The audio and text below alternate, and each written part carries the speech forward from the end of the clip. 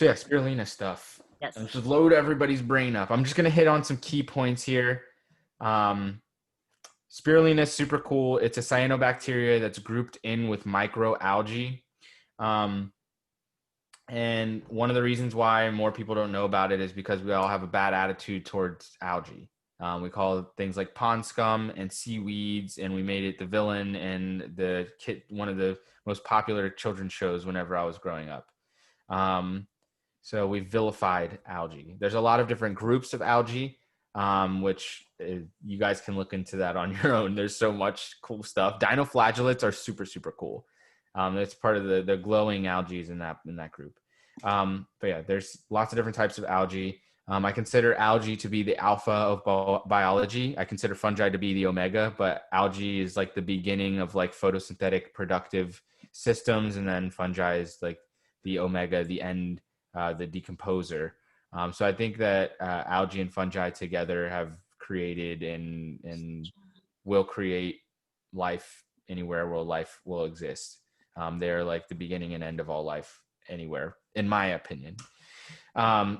So we have fossilized proto-spirulina. Spirulina is called spirulina because this trichome structure, or the cellular structure, is a spiral. And when we look at proto-spirulina from like over 1 billion years ago in fossil records, it already was starting to get this like spiral like shape. So like we're dealing with an organism that figured out like the most ideal structure for itself and has existed that way for about 1 billion years, which is incredible. The White Cliffs of Dover, I don't know if anybody's ever heard of those. That's all fossilized algae that turned into chalk. It's a specific type of algae called coccolithophores that produces calcium deposits on the outside of its cell structure. All of this is not really necessary to know about spirulina, but this is for a whole different talk. This is what a modern spirulina farm looks like. They call them raceway ponds because they kind of go like a NASCAR racetrack, and there's one giant paddle that pushes the algae culture around. Typically in a tropical area. There's a fair amount of farms in Hawaii, Southern California, Southern India, Thailand, a couple of different places in China.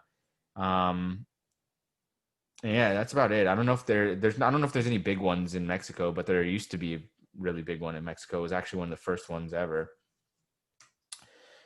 Future vision of spirulina, or any type of algae, like utilizing it as a waste treatment system for wastewater in apartment buildings, and then also utilizing it as a panel to absorb solar radiation so that your house doesn't heat up as much.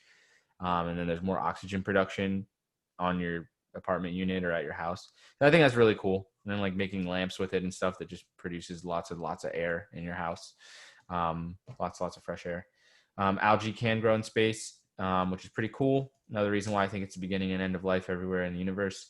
Spirulina is just the name for a group of naturally occurring blue-green cyanobacteria. They grow naturally in alkaline lakes, and they seem to really like craters. They really like to grow where craters hit the earth and water filled up the hole. And yeah, it's one of the earliest known life forms, forming more than 3.6 billion years ago. Cyanobacteria formed about 3.6 billion years ago, but spirulina is probably like 1 or 2 billion years old. But billion years is a really long time.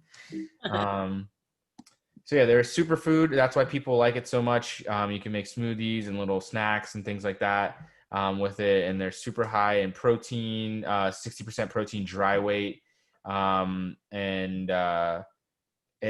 the Food and Agricultural Organization of the United Nations has deemed spirulina the most ideal food for mankind because it has all the necessary nutrients that a human needs to live. So that's incredible. But yeah, they like to grow in deserts and they like to grow in crater holes.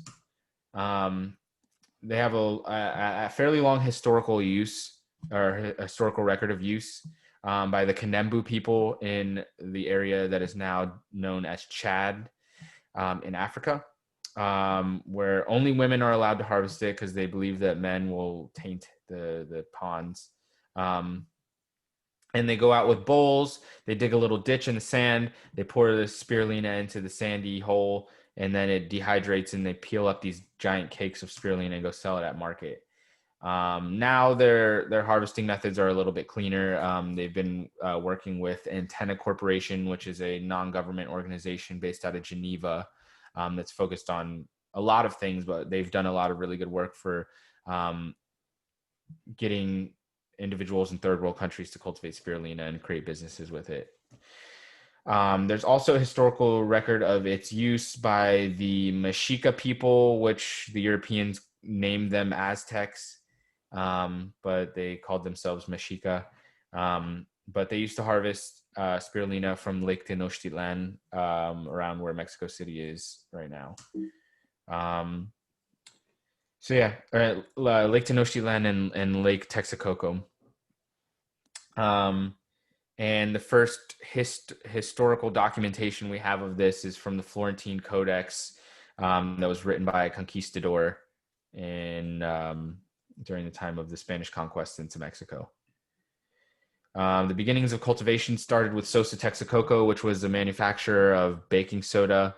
They harvested and dehydrated water from Lake Texcoco for baking soda, and the spirulina just kept growing in their evaporation system. And then a woman that was a part of the team realized that the native people were eating it and that maybe they could cultivate it, so they started growing spirulina there. The first U.S. spirulina farm was in Southern California, started by Proteus and Robert Henriksen, who has done a lot of work in getting more people to cultivate spirulina at a small farm scale. Antenna Technologies, as I mentioned, has been getting people to cultivate spirulina in third world countries and make business with it. And I'm super interested in Algae MicroFarms. I have a pond just like this in my backyard where I produce a lot of fresh spirulina during summer months, because it likes to be very warm. It won't grow when it's cold outside. So I'm not growing it right now because the nights are getting too cold. But yeah, you can grow it all summer, produce lots of spirulina. You can freeze it and save it throughout the year. You can grow them in greenhouses, which gives you a little bit of a season extension. Really cool video on a permaculture type system that was developed in Togo in like the 90s, or the 80s. I can't remember. But yeah, I started growing spirulina indoors to modulate the CO2 output by my mushrooms growing. And I figured I bought the sawdust that they were growing on, so I paid for that carbon. I didn't want to just blow it out my window. It's like $5 for a half ton of sawdust. I gotta get every penny's worth. So I captured that carbon in the algae tanks and then ate it. So yeah, I've been growing spirulina for a while. I've utilized it to decontaminate, or not decontaminate, but like clean over nutrient dense water. So you can use it for wastewater treatment. This is an old system I had in my backyard with like a food grade plastic clear trash can outside. And they grew very well that way. And I also have a video on this on my YouTube channel, which is called Apex Grower. So I'll drop that in the chat box. YouTube.com/Apex Grower. So you guys can check out my work there. And I have lots of videos on spirulina stuff. And I actually have a mini documentary first part of a mini documentary on how to cultivate spirulina that I just posted like a week or two ago. I did grow them in these kiddie pools, but this is not food grade plastic. And like, it doesn't, usually anything plastic has a recycle number on it, which tells you what type of plastic it is. But these pools that you get at Walmart don't. And I had to call some company that's basically just like some weird company that's owned by Walmart. So like, it didn't really have any way to contact them. But I finally got in touch with somebody that was able to tell me what type of plastic this was. And that thing was leaching chemicals in the spirulina. So I never ate that. I just used it for culture expansion. But definitely be careful if you're going to grow spirulina in plastic. Then organic spirulina. You can grow organic spirulina by utilizing biogas digester effluent. I've not grown organic spirulina because I don't have a biogas digester. So yeah, I usually maintain cultures in the windowsill because it's super easy to just let it grow in the windowsill, especially like a south-facing window. And I also grow them in my I grow to my basement in the wintertime. So this picture here on the right is just like a tube with a bubbler in it next to the lights that I use to grow cordyceps. So that light keeps it going, and it grows really slow because cordyceps like to grow at 65 degrees, which is almost too cold for the spirulina to grow. But I just keep it alive in the basement during the winter, so I don't have to buy new culture when it gets warm out again. So I'm not just like growing it to harvest. If I was growing it to harvest, I would have to raise the temperature up to at least 80 degrees, which would mess up my cordyceps grow.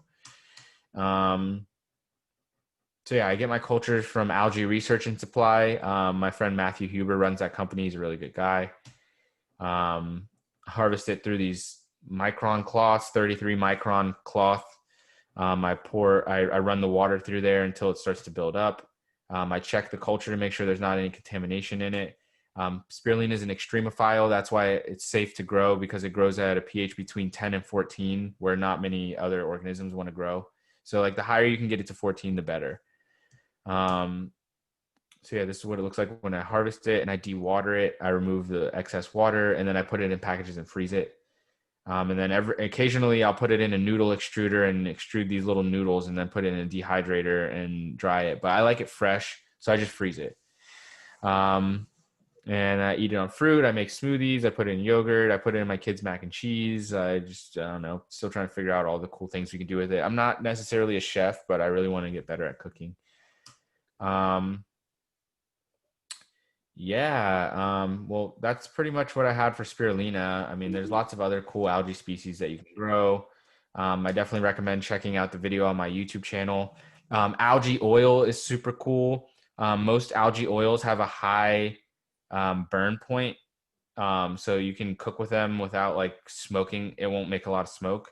And they're also high in omega fatty acids. So it's a really cool oil. Then that oil can also be, you can do a chemical process called transesterification and turn it into diesel. There's people making plastic with algae. You make these cool shoes. You can use algae to feed fish in aquaponics. Spirulina is often, if you look at fish food, almost every fish food that you can buy, like little fish flakes, there's spirulina in it already. You can use it for wastewater management.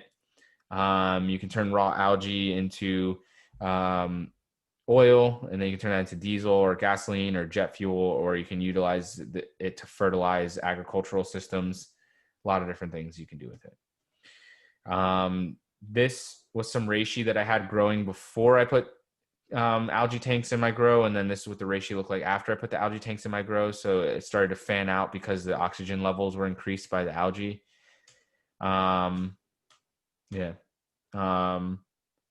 This is something I've been wanting to do forever.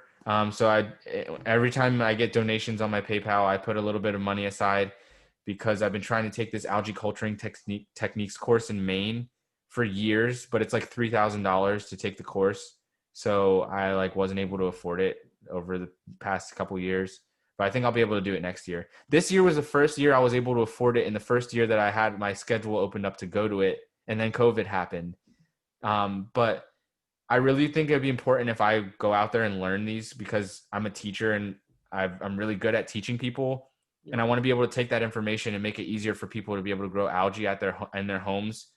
Because like there might be people that could really benefit from starting to farm algae and really benefit from growing algae that can't pay $3,000 to go take a course on how to grow algae. And like, besides the classes that I've been offering, most of the classes in the United States on how to grow algae at all are really expensive. But I've been trying to take that course for a while. So if anybody wants to donate, a little bit of portion of that will be saved for me to take that class. But yeah, I appreciate you guys listening to everything I had to say today. Definitely check out my YouTube channel, youtube.com/Apex Grower, or just go on YouTube and search Apex Grower.